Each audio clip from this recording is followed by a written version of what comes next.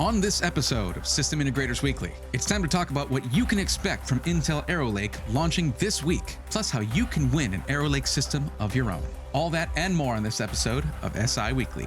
Let's go, nerds!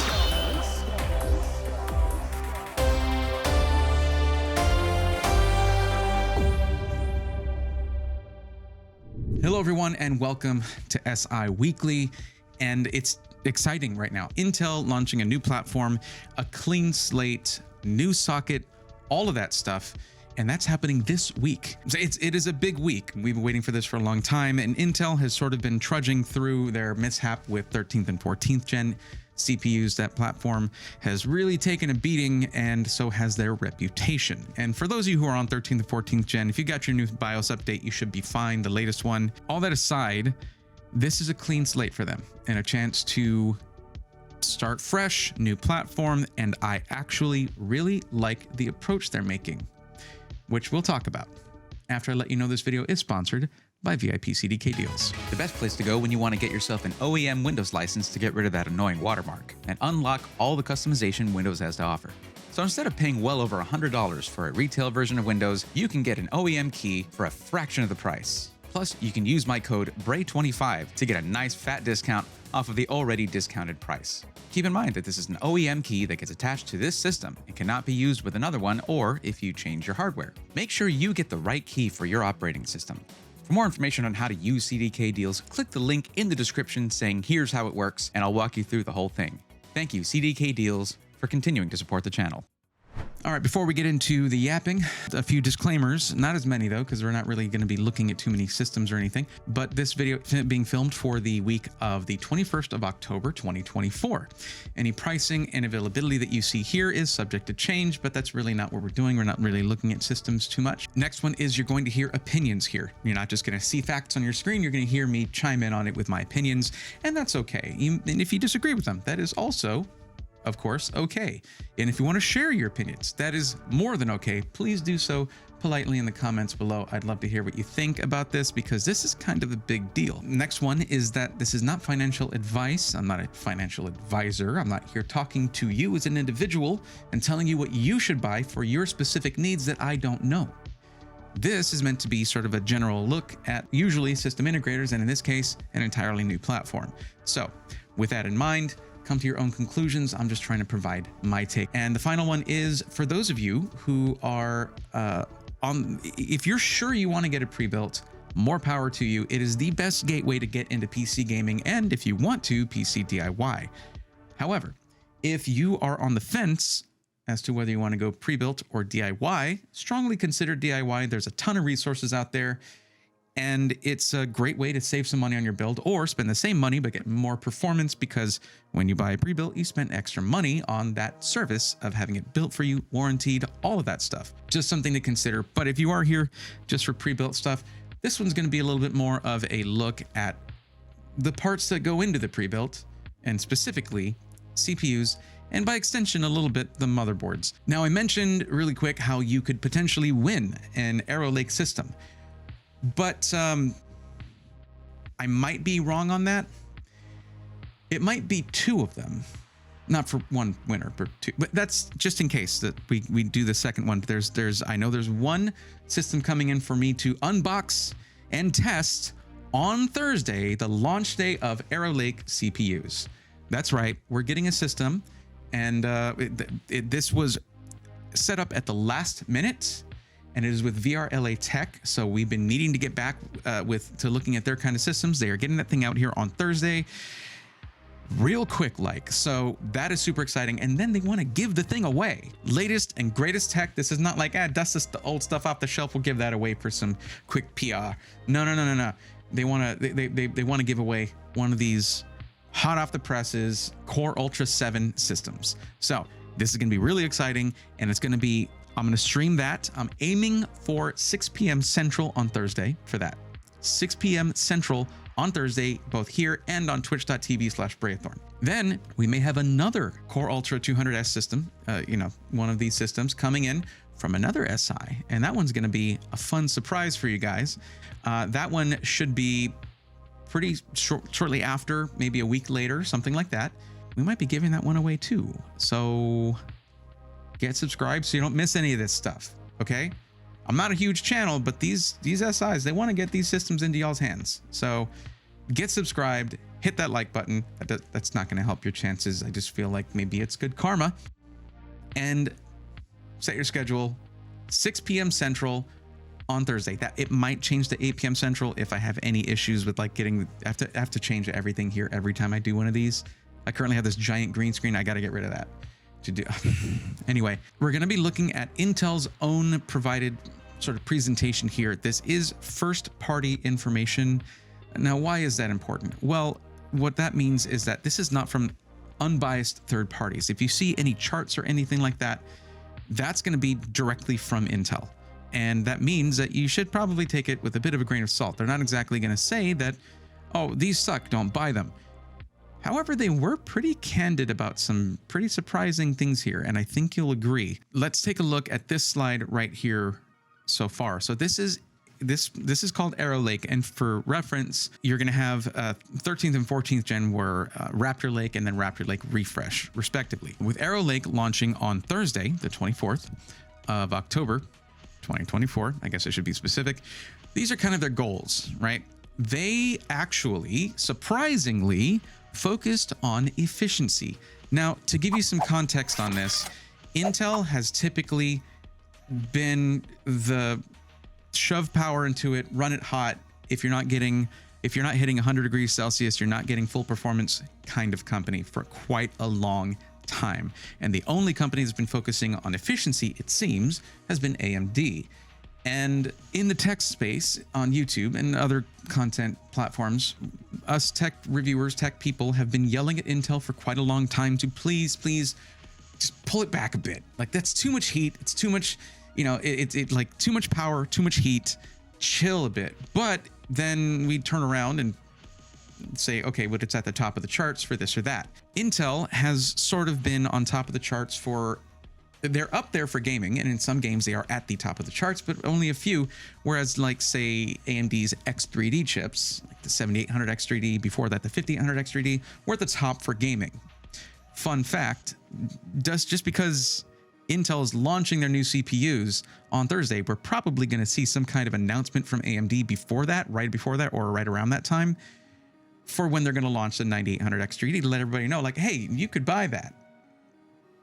Or you could buy this, and it's going to be the best gaming CPU. Of course it is, but there are sacrifices made in other categories, and if you're not looking to just have a gaming PC, Intel has kind of been the better choice until things went wrong with 13th and 14th gen. All the reports of instability coming in, me having my own issues trying to edit video. I've been just putting everybody else on AMD. But when it comes down to it, we've asked them, we've been telling them, like, yeah, this is running so hot. This is too much power.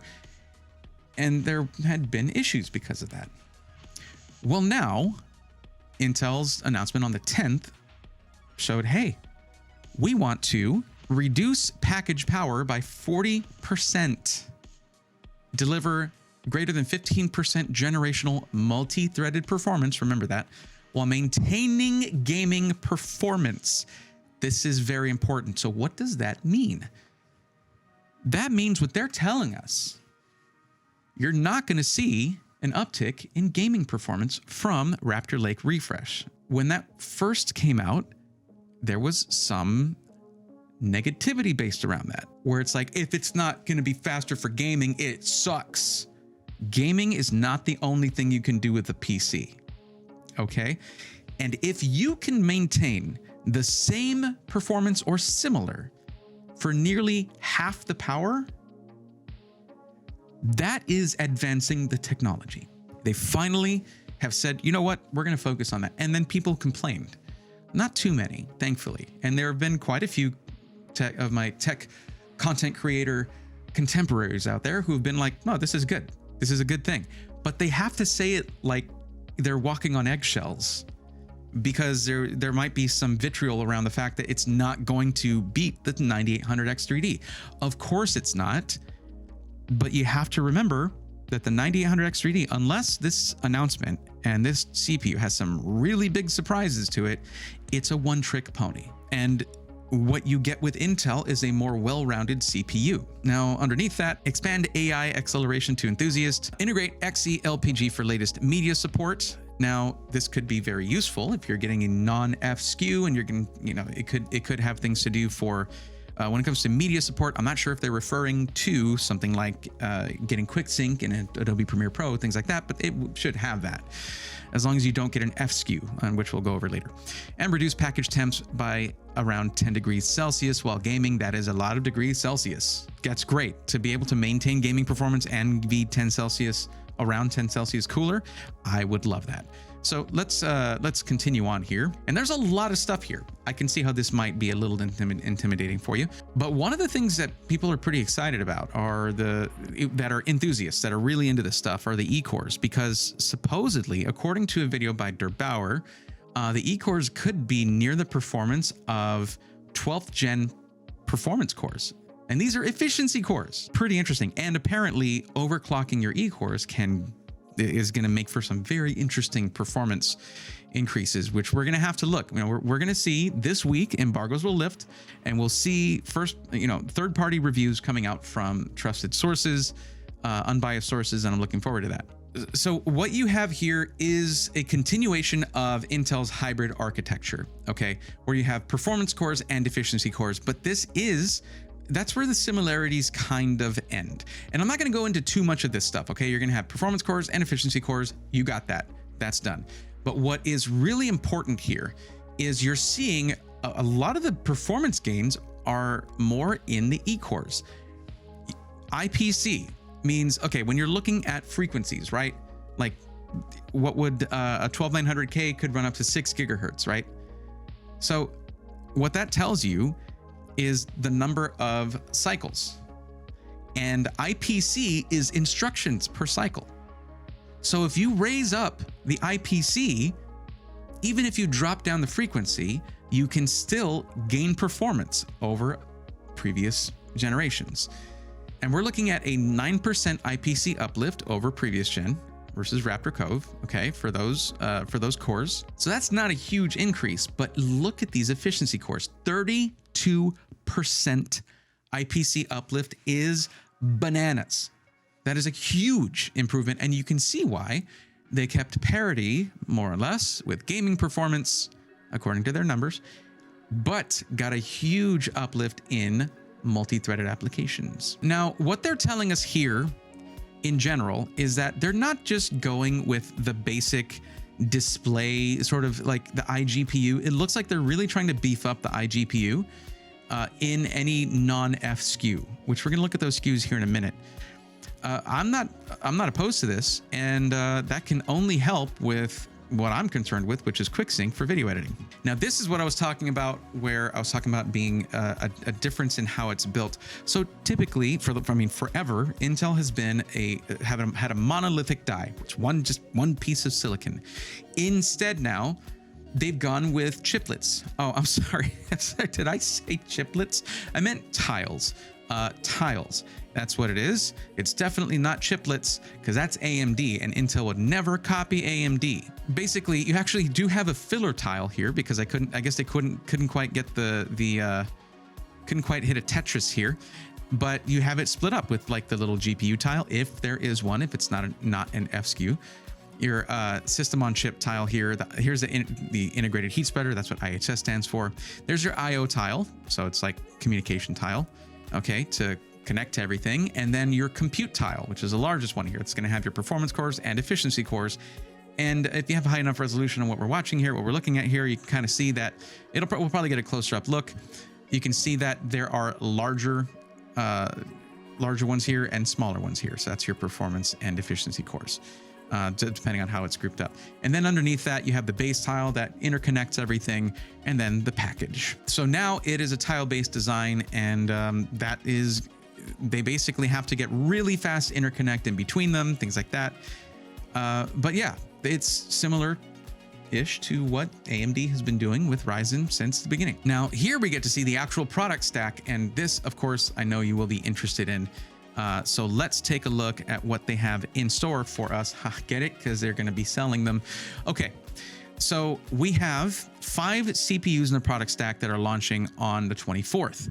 Okay. And of course, here's the thing, guys. If you were just getting into this and you were just getting used to hearing, or maybe your friends were telling you, oh, you got to get an i9 because you're not a true gamer unless you got an i9. First off, that person is wrong. Okay. You probably shouldn't get an i9 unless you're doing way more on your PC than gaming, but whatever. I digress. It's not i9 anymore. Now it's Intel Core Ultra 9, Core Ultra 7, Core Ultra 5, Core Ultra Stupid. This is a really stupid decision, and I don't like it because the whole thing is like the only benefit that there could have been would be if they were like, oh, we named it in such a way where resellers on the used market could not just put, oh, it's got a Intel Core i7 and it's like a 4th gen i7. Okay, like that was sort of the trick. But you can, in 10 years, you'll still be able to do this. Oh yeah, it's got a Core Ultra 9 or it's got a Core Ultra 7. You didn't fix the problem. You just confused everybody. Aside from the fact that they got rid of hyperthreading, the core counts are the same, essentially. Right here, you have your Core i9, 14900K, right? Your Core i7, 14700K and 14700KF, and the i5, 14600K and 14600KF. Once you think of it that way, it all makes sense because you have 8 performance cores, 16 efficiency cores in the 285K, the Core Ultra 9 285K. And then you have 8 performance cores and 12 efficiency cores in the Core Ultra 7 265K. They couldn't just make it Core Ultra 7 270K. They couldn't do that. Why couldn't they do that? And 6 performance cores and 8 efficiency cores in the 14600K equivalent. Now, when you see an F on any Intel CPU, I'll tell you what that means. What that means is it does not have integrated graphics. Now, for most gamers, that's going to be totally fine. Where it might help you out as a gamer is if you're having issues with potentially with your GPU and you're not getting a picture, you can usually, if you have integrated graphics enabled in BIOS, you can just plug it into the motherboard and troubleshoot it that way. Oh, I've got a picture now. Oh, okay, my GPU's dead. Oh, okay, my GPU is dead. I didn't say it would make you happy. I'm saying it would help you troubleshoot it. Anyway. But it's really more for people who might need that, or for systems that do not need a dedicated GPU, like something just for reading emails or communicating within an office. But I kind of recommend it for everyone because of that troubleshooting thing, in particular because I help people with systems that are pre-built, where they'll be needing to get troubleshooting help over the phone or through a video call or something like that. And it's just going to be so much easier and probably help avoid the need to ship an entire PC back if you can verify that a graphics problem is just in the GPU by checking it on the motherboard. You can also see frequencies here. Okay, so as you go down in core count, it also goes down in frequency. So you're looking at a 5.7 max frequency on the Core Ultra 9. By the way, that K that you see there, in every one of these, there are no non-K SKUs just yet. That just means it's unlocked and overclockable in the traditional sense. That's what that K means. So 5.7 is less than 6, you might be telling your screen right now. I can't actually hear you, but I appreciate the effort. I know that. That's why I was so stoked about the IPC uplift, because you can lose frequency, and that means less power draw and less heat output. But with the IPC uplift, you're getting more instructions per cycle. You're getting more done at a lower frequency. That's good. We want that. Now, if you're just gaming, this is probably where you should be. Right here. You still have a 14-core CPU. 6 performance cores is going to be all you need for gaming, and those 8 efficiency cores are going to be handling all the background stuff. Your Discord, your your web browser that has the walkthrough that you're totally not using. All of that.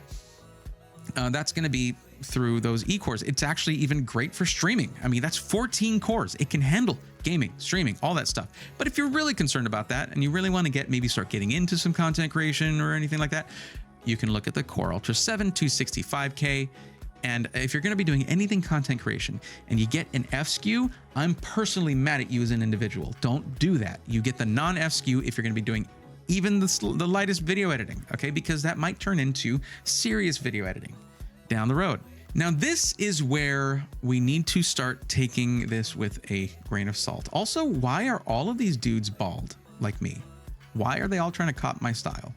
So what they're really focused on is productivity, and I think that that's a good move because they know it's a lot like AMD was with the 7900 XTX. They knew they couldn't compete with the 4090, so they didn't.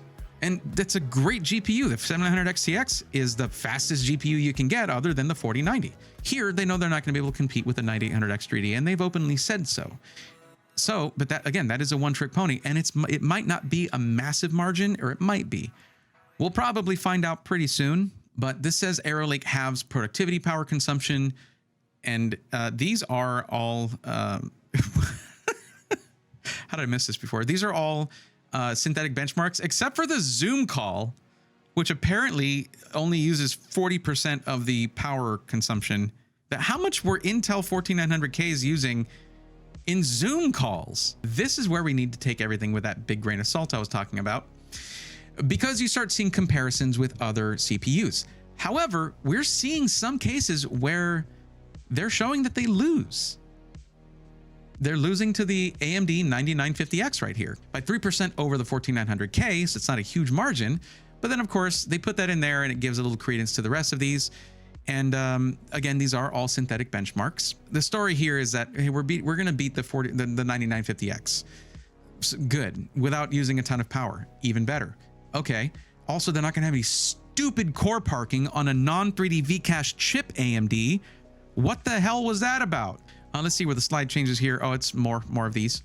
Sets the bar for CPU compute. But what the interesting story here is true. It's down here. Carlos, you might have to zoom here. 24 threads in the Core Ultra 9 285K and 32 threads in the 9950X. But yet it's beating out the, and I think it's that efficiency core IPC uplift is showing its teeth right here.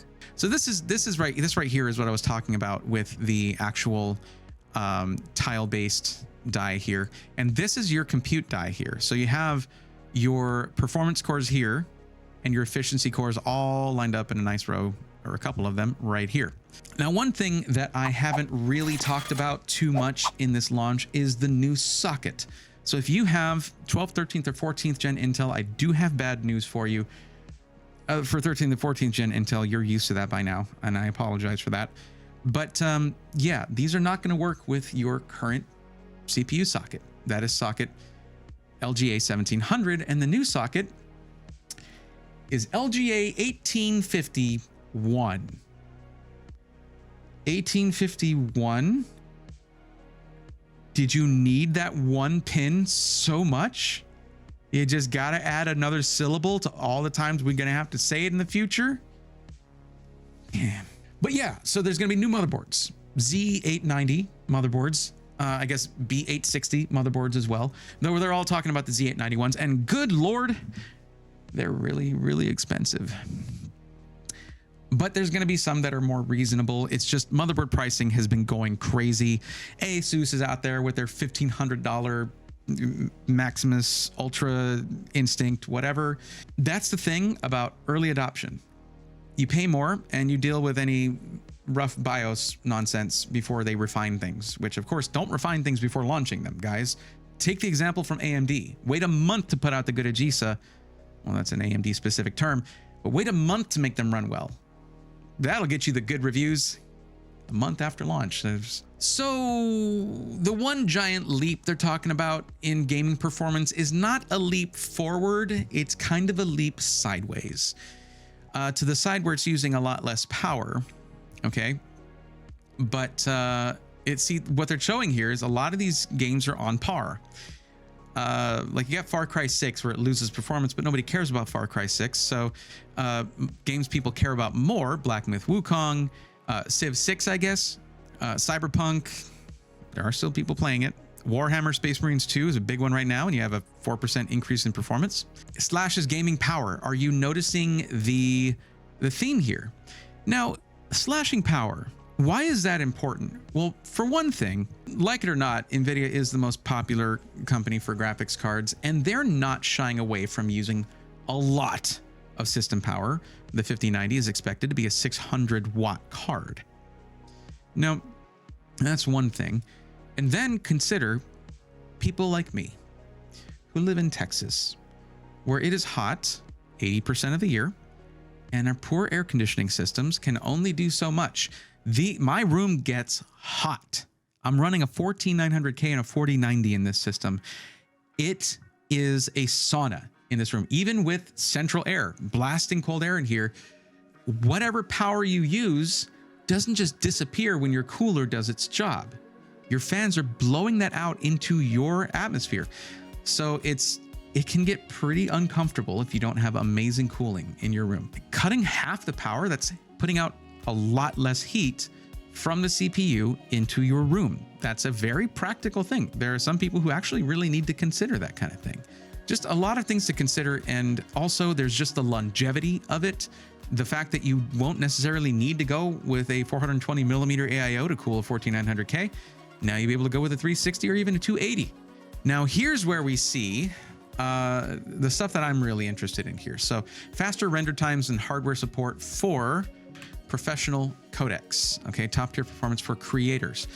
So you can see there's some of these where the 9950X, which is this red line here, and we don't have numbers on this. We have numbers on the top here. That's the way to do it, I guess. 9950X is a red line going across here, and there's some places where it's at parity with it or just a little under. So for photo editing, 9950X is a better choice. And actually, funny enough, the 9700X is the best CPU on the market for Photoshop right now. But if you look at XAVC-H and HEVC codecs, which I use HEVC a lot, 2.8 times the performance of a 9950X is a lot. This is in timeline playback, which we do a lot of. Okay, encode and export both have 8K HEVC. I'm not doing 8K to ultra high definition. They're both doing 8K to 4K, whatever. This is just so weird and out there on some of the things that they test here, but the lines are higher. Big numbers get bigger. That's what they're really concerned with. But most of these numbers are higher, even if it's just a little bit or on par. So, I mean, for creators, some of these things for video editors, I mean, Intel's been kind of the choice for video editing for a long time, and this looks like that's going to continue to be the case. So the embargo is going to lift this week. This week, we're going to see third-party reviews coming out. Keep an eye on those, because this is a really, whether or not it's important to you as an individual, to the industry, this is a really important launch, and I feel that Intel really needs a win here. I want them to do really well here, because we need that competition between Intel and AMD, because otherwise you get things like the 9000 series launch, where they launched it a month before it was ready. Then there's the 800 series chipset, okay? We're just gonna have up to 24x PCIe 4.0, and then other stuff up to 10x USB 3.2. There's a lot of USB on offer here, and that's good. Because then you can then split that up to 14x USB 2.0 and up to 8x SATA 3.0. But 48 PCIe lanes, with 20 of them being PCIe 5.0. Cuddles, zoom in on that with some, air horns. Thank you, Intel, for finally getting past the 16 PCIe 5.0 lane barrier, because AMD's been at 24 for a long time. What this means is that you can finally have a PCIe 5.0 SSD in a PCIe 5.0 slot, and it will not bifurcate your X16 lanes, your X16 slot, into 8 lanes rather than 16. Okay, that means you're gonna have all the lanes for your GPU, and you should have some dedicated for storage as well. PCIe is really important for expansion in your computer. If you want to put a really solid capture card in there, you need PCIe if you want an internal one. If you want to put extra IO in there, like a USB 3.0 PCIe card, things like that. If you want to put a sound card in there, you need good PCIe slots and things like that. Plus, it also translates to the chipset, which is what is going to give you a lot of your IO for extended M.2 slots, for more M.2 slots. Plus, you got your IO going to the back of the motherboard, plus the IO on the motherboard, like your front panel IO, things like that. I mean, that all comes from these two things right here. So this is why I have a little bit, I'm much more optimistic, even if it's a cautious optimism. I'm much more optimistic about this next gen. And here is the feature right here, even though we're looking at a bypass for it, okay? DLVR. DLVR is how they're going to keep motherboard manufacturers. I'm not going to get into the specifics of it. We don't need to do that. You just need to know this is how they're keeping motherboard manufacturers from shoving all of the power into the CPU just to make their motherboards look better. That didn't actually work out, by the way. But you see exactly what it says right here. This is for extreme overclocking, or XOC. So how do they tell it, oh, this needs to be for extreme overclocking? Well, I was watching a Jay Susense video, and Jay was saying he'd had a conversation with Intel and asked how they're going to manage that. How do they keep people, motherboard manufacturers, from getting around that, just turning on the bypass and putting whatever power profile they want? Well, it's not, the bypass doesn't work. It's going to force the CPU down to like 400 megahertz unless it's running at like -10 Celsius. Or below 10 C, it's one of those two. Either, I think it's below 10 C, meaning some kind of very, very extreme cooling solution on there. Okay, so that right there means unless you're there with your, your liquid nitrogen and your pot there ready to do some XOC, don't even worry about the DLVR bypass and just be thankful that Intel finally reined in motherboard manufacturers mobile manufacturers. If there's anyone from y'all who happens to be watching this, you know what you did. It was a rough few years there from 12th to 14th gen, all right? So this is all for overclocking, as you can see. And here's the thing. What this is responding to is the general consensus that overclocking is dead, because Intel was putting out their products pretty much already near the theoretical limit of what they could handle. There was no overhead for overclocking, hardly any, unless you really won the Silicon Lottery. That's why Silicon Lottery, the actual website that would sell really highly binned that's why they shut down. There was no room for them anymore. But now that they're like, hey, we're going for efficiency, but you know what? Like, you don't have to. You could we got a granular core clock, dual base clocks, tile to tile fabric overclocking, tile to tile and fabric overclocking. Overhauled XTU, Intel XTU, Extreme Tuning Utility, P and E core overclocking. You can overclock efficiency cores, people. But like only if you want to. Like you don't have to do that if you want to. Like that's okay. They gave us overclocking back. That is so cool. So you're looking at up to 192 gig max capacity, which is 48 gigs per DIMM, which is each slot. That's the DIMM. Okay. Now it says up to DDR5 6400, but it goes higher than that. It goes higher. You can go higher than that. But it's technically overclocking RAM if you do that. ECC support, dual channel, of course. That's not news. And then the different types. Now, this states that sales and pre-orders start on October 24th, but let me tell you, people, you can actually pre-order these at some system integrator websites right freaking now. iBuyPower has them already, so there's that. If you're excited about it and you want to take the chance, you can. But let me tell you this. If you are brand new to computers, you might want to... Why did I place myself here? It's like they're always right behind me, man.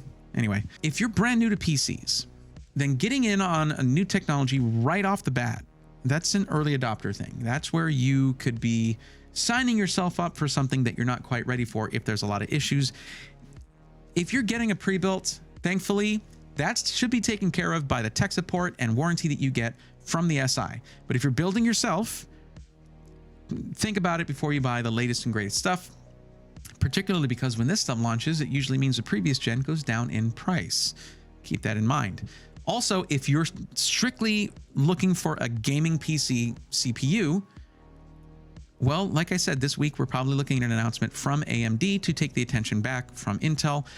This is, again, very normal. They honestly act like children all the time. Every time one wants to announce something, the other one just has to come in and say, but me.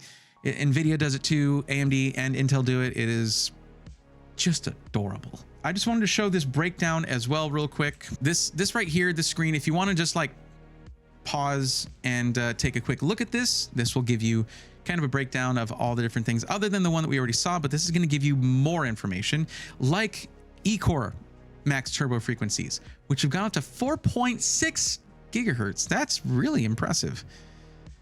And they can be overclocked. Like that's really something. All the processor base powers are at 125 watts, but you're looking at the maximum turbo power being pretty different between them, up to 250 watts for the Core Ultra 9 and the Core Ultra 7s, and then 159 for the Core Ultra 5s. Yeah, here's the fun thing. They did not manufacture this silicon. The lithography was provided by TSMC, a major competitor to Intel, because Intel usually manufactures their own stuff. But maybe this is for the best, because you see, back in the ye old 13th gen, there was a little bit of an issue with oxidation that they sort of put under wraps.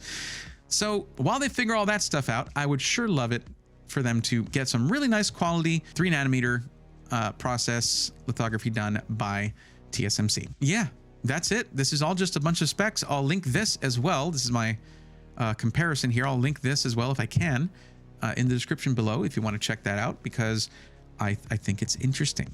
I don't think most of y'all will be interested in it too much, but I am, and I'm in charge of the show here. So I went over that in a lot of detail, I know, and maybe it was too much detail, but I really just kind of wanted to get this out there so that you guys would know what to expect, so that you'll know yourself if you're like, well, I think I'm ready to buy this whenever it comes out, or if it's good. Remember, this is not, I don't have this for testing yet. I'm getting it on Thursday.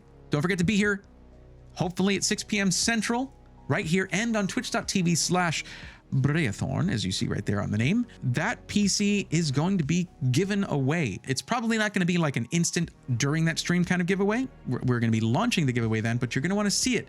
You want to be there for it as it gets unboxed and tested, because here's the fun thing. This is live, baby. There is no editing that's going to happen. This is going to be a real live shakedown. And we're going to see VRLA Tech's build quality and their cable management and all that kind of stuff, their packaging, everything, and what it's like to run one of their systems. But we also get to check out Core Ultra 7 in that. So big thank you to, and I'm going to say this again then, but big thank you to Anna over there at VRLA Tech. You threw this together really quickly just so we could get a system on launch day. And guys, that right there is worth showing up for. And I hope to see you there. And we'll be doing another system as well, probably the week after that. So keep your eyes peeled for that. And I will see you in the next one. Until then, take care.